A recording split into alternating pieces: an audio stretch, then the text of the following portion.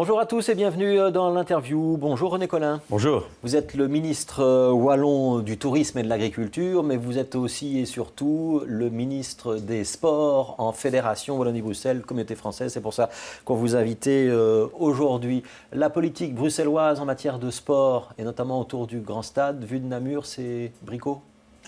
C'est bricot, c'est pas bien et il faut recommencer. Ouais. Pas vu de Namur, vu de la part de tous les sportifs de la Fédération Wallonie-Bruxelles et même des sportifs belges. Ouais. Je pense qu'il faut repartir d'une feuille blanche. On est dans un échafaudage qui s'est quasi écroulé. J'ai vu hier ou avant-hier la sérénité affichée par les chefs des sports de la ville de Bruxelles. Donc Alain Courtois qui était dans le même fauteuil que vous. J'ai du mal à le comprendre. On a une Union belge de football qui ne s'est pas engagée dans le stade.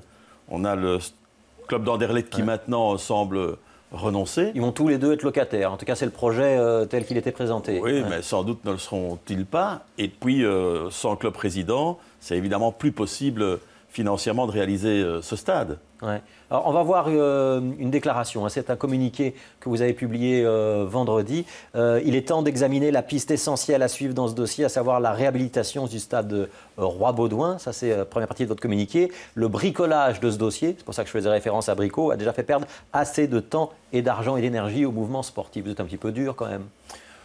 Ça veut dire qu'il n'y a pas de pilote sur le dossier du Grand Stade, c'est ça que vous voulez dire? Il y a peut-être trop de pilotes, mais en tout cas, il y a quelque chose qui me pose problème. On n'a pas mis sur la table l'hypothèse de la rénovation du stade Roi-Baudouin. Ouais. Or, il y a un projet, il a été présenté par des architectes, notamment au comité olympique, qui coûte 110 millions d'euros, c'est-à-dire quasi 4 fois moins que le projet de Grand Stade. C'est-à-dire que pour vous, on doit rénover plutôt que construire un nouveau stade? Bien sûr, c'est la bonne solution. Ouais. Ça permet de garder aussi la piste d'athlétisme, ça permet de sauvegarder le mémorial Van Damme, ça permet de continuer à donner un endroit d'entraînement et de compétition pour le club d'athlétisme local et régional. Ouais, l'Excelsior. Et ça permet aussi de valoriser des économies. Vous savez, on a aussi dit aux citoyens et contribuables bruxellois qu'ils ne paieraient rien pour le nouveau stade.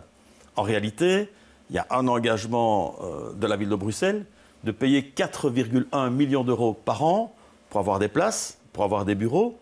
Pendant 30 ans, vous faites le compte, ça fait déjà 123 millions d'euros. Ouais. 123 millions d'euros, c'est plus que ce qu'on demande pour rénover et développer avec le stade Roi-Baudouin. Deux bémols, René Colin. Le premier, c'est qu'il y a un projet au ESL qui s'appelle le projet Néo et que la ville de Bruxelles a prévu qu'à la place du stade, il y aura d'autres infrastructures, notamment du logement.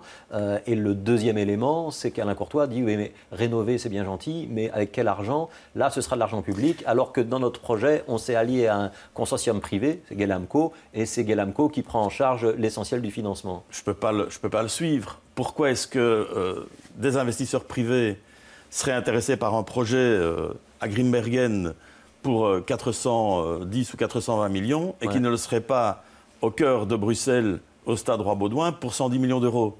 Donc je peux pas le suivre. Mais ça veut dire que la ville de Bruxelles doit revoir sa copie? Je pense que la ville de Bruxelles doit revoir sa copie, dialoguer avec la région, et puis nous sommes à disposition aussi pour en parler. Vous n'avez pas été sans observer que je n'ai pas été le seul ministre des Sports à me plaindre de cet abandon trop rapide de la piste Roi-Baudouin. Le ministre des Sports flamand m'a suivi dans la démarche, et même la ministre germanophone. Ce qui fait d'ailleurs dire à M. Courtois qu'il y a trop de ministres des Sports. Sans doute voudrait-il qu'il n'y ait qu'un seul ministre des Sports, peut-être NVA, pour l'ensemble de la Belgique, mais ça, c'est son problème. Ouais. Est-ce que vous seriez prêt, vous, à mettre de l'argent dans la rénovation du stade Roi-Baudouin? Parce que c'est ça le reproche qu'on peut vous faire. Pourquoi est-ce que le Wallon René Colin vient dire aux Bruxellois comment ils doivent faire pour avoir un bon stade? Le Wallon René Colin... S'il ne met pas d'argent dedans. Non, le Wallon René Colin, il investit dans ce qu'il peut investir, c'est-à-dire les infrastructures de la communauté française, la Fédération Wallonie-Bruxelles, par exemple dans les centres ADEPS, comme on l'a fait à Oderghem, à Anderlecht et à Woluwe. Mais il y a la région bruxelloise qui est compétente pour les infrastructures sportives sur son territoire. Mais rien n'empêche que pour des événements, et je le fais d'ailleurs, notamment pour le Van Damme, ou pour d'autres pistes de collaboration, la communauté française puisse effectivement donner un coup de main. Ouais, vous y croyez encore au stade national? Vous n'y croyez plus? Je crois à un stade national au stade Roi-Baudouin. Peut-être Ai-je tort de m'obstiner? Mais pour moi, c'est le bon sens même. Et puis surtout, c'est le respect des citoyens, c'est le respect du contribuable bruxellois, et puis c'est le respect des sportifs. Vous savez, moi, je n'ai pas de dossard lorsque j'évoque ce dossier-là. J'ai simplement le dossard de tous les sportifs qui sont attachés à garder un stade pour l'athlétisme, pour le mémorial Van Damme, et puis à garder aussi au cœur de Bruxelles, au cœur de la région bruxelloise, ce qui fait finalement un facteur d'unité de tous les Belges. Alors, je voudrais qu'on parle du Van Damme, justement. Imaginons que vous ayez quand même tort et que la ville de Bruxelles fasse quand même son stade national sur le parking C du Heysel. Est-ce que vous pouvez aider à trouver une solution pour le mémorial Van Damme? Est-ce qu'il y a des pistes? Est-ce que vous avez été consulté? Est-ce que vous avez des suggestions à faire? On a été consulté la veille du mémorial Van Damme, ce qui est un peu suspect. On sait qu'il n'y a pour l'instant aucun stade qui s'y prête. Ouais. C'est-à-dire que la piste Jesse Owens à Anderlecht, les Trois Tilleuls, le Stade Fallon, tout ça, ça ne tient pas la route. Aucune infrastructure, apparemment, pour l'instant, ne tient pas la route. Ouais. Donc il appartient évidemment, pas seulement aux promoteurs du Van Damme, mais il appartient à Bruxelles et à la région bruxelloise de dire quelles sont ses priorités. Vous savez, on investit beaucoup dans le sport. J'entendais de nouveau M. Courtois se plaindre qu'il n'y avait pas d'investissement public dans le sport. Je ne sais pas ce qui se passe à la ville de Bruxelles, mais en tout cas, au niveau wallon et dans le cadre de mes responsabilités, j'ai par exemple annoncé le lancement du stade indoor d'athlétisme pour le sport de haut niveau. Ce sera 22,5 millions d'euros à Louvain-la-Neuve. Et chaque année, il y a 30 millions d'euros investis par la Wallonie dans ces infrastructures sportives. Ouais. Mais vous êtes ministre de la Fédération. Est-ce que vous pourriez investir en région bruxelloise ou c'est exclu?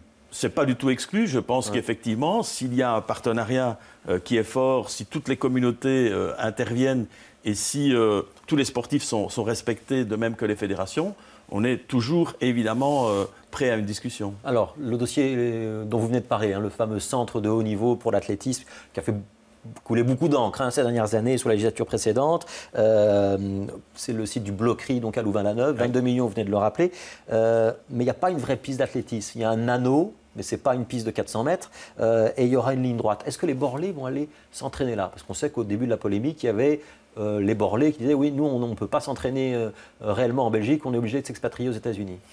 Les Borlés non seulement viendront, mais ils sont très fiers de ce qu'on a annoncé.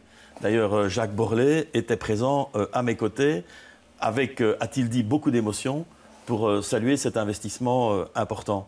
L'athlétisme en avait besoin. Du reste, l'infrastructure sera aussi disponible pour d'autres sports.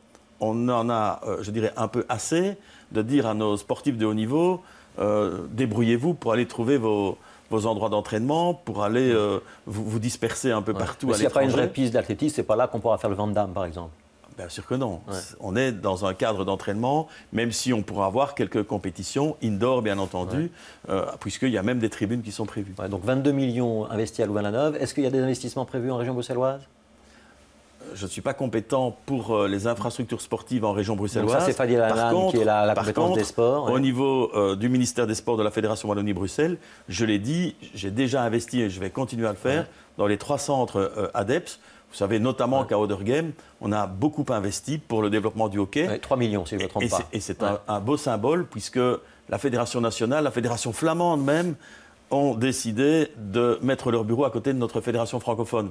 Signe que nous sommes ouverts, nous sommes disponibles à toute collaboration et à toute coopération. C'est quoi le rôle d'un ministre des Sports aujourd'hui? C'est d'amener permettre l'émergence de sportifs de haut niveau en faisant de l'encadrement comme on le fait avec la famille Borlé, ou c'est de permettre la plus grande pratique et la plus grande diffusion de masse du sport? C'est les deux. Il y a encore un Belge sur 4 qui n'a aucune pratique sportive. À côté de ça, on a besoin d'avoir des sportifs de haut niveau. Pas seulement pour se faire plaisir et avoir de belles médailles et de belles performances. Quand Alain Courtois dit il y a 5 ministres des Sports et on a moins de médailles olympiques. Je voudrais lui répondre simplement que je pense que c'est bien qu'il y ait un ministre des Sports pour la communauté française, mais je pense aussi qu'il oublie qu'il y a au niveau de la région bruxelloise plus de mandataires communaux au kilomètre carré qu'il n'y en a nulle part dans le monde. Alors, je voudrais qu'on parle d'agriculture, puisque, outre les sports, à la communauté française, Fédération de Bruxelles, vous avez la compétence agriculture à la région wallonne. Il y a de nouveau des manifestations d'agriculteurs autour du prix du lait. Aujourd'hui, entre en vigueur un accord qui a été passé entre la FEDIS, donc le monde de la distribution, et les producteurs de lait. C'est le consommateur qui va devoir payer son lait un petit peu plus cher. Est-ce que c'est juste ?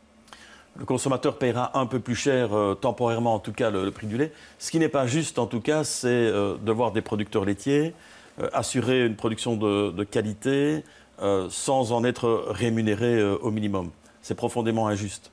Ce qui est évidemment injuste aussi, c'est la politique pratiquée par l'Europe, qui a décidé de libéraliser le marché. Donc qui a abandonné le système des quotas. Qui a abandonné le système des quotas et qui ne veut pour l'instant pas d'une nouvelle régulation. Et je pense aussi que c'est quand même très important de rappeler aux consommateurs que nous avons la chance d'avoir une agriculture de proximité, de qualité, mais qu'il faut aussi, à un moment donné, pouvoir payer le prix d'une matière première. Vous savez, vous avez certains laits qui, dans des grandes surfaces, sont payés moins cher que l'eau. Ça pose quand même une question sur la valeur matière première. Ouais. Et donc le consommateur va payer un petit peu plus. Je sais qu'il y a eu un conseil agricole où vous aviez obtenu 13 millions pour la Belgique, à peu près 5 millions, un petit peu moins pour la Wallonie. La crise, elle est en train d'être résolue ou elle va ressurgir de plus belle? Il faut qu'on s'attende à voir de nouvelles manifestations d'agriculteurs. Il y a une inquiétude qui est légitime chez les producteurs.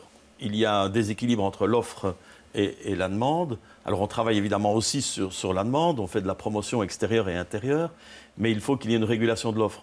Pour l'instant, l'Europe n'en veut pas. Au niveau belge, nous avons réussi cette performance avec les distributeurs, l'industrie et les producteurs. C'est eux d'ailleurs qui en ont tous les mérites. C'est eux qui ont négocié l'accord, même si le politique il faut les en féliciter de se mettre d'accord sur un système, mais qui ne concerne évidemment que la Belgique. Or, on ne vit pas isolé de l'Europe et du monde, donc il faut qu'il y ait une réaction européenne. Nous avons un nouveau Conseil européen les 12 et 13 novembre. Il faut à ce moment-là qu'on fasse l'évaluation des mesures qui ont déjà été prises, qui sont trop faibles et qui sont largement insuffisantes, et puis qu'on vienne avec de nouvelles revendications. Donc c'est là que ça va se jouer. Ce qu'on ne manquera pas de faire. Il nous reste une minute. Quand des parlementaires wallons expliquent que les régions prennent du poids, prennent leur autonomie, s'affirment politiquement, et que la fédération Wallonie-Bruxelles n'a peut-être plus beaucoup de sens et qu'on pourrait la laisser tomber, vous leur répondez quoi? Ils ont tort, mais ce sont deux parlementaires libéraux et c'est aussi l'EMR qui est au gouvernement fédéral. C'est parce qu'ils sont libéraux qu'ils ont tort? Non, mais ils se laissent piéger aussi au niveau fédéral par la NVA. La NVA sait qu'elle voudra faire une nouvelle réforme de l'État.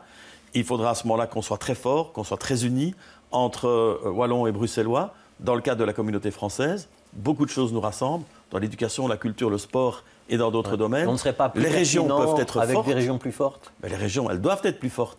Elles doivent être économiquement très renforcées.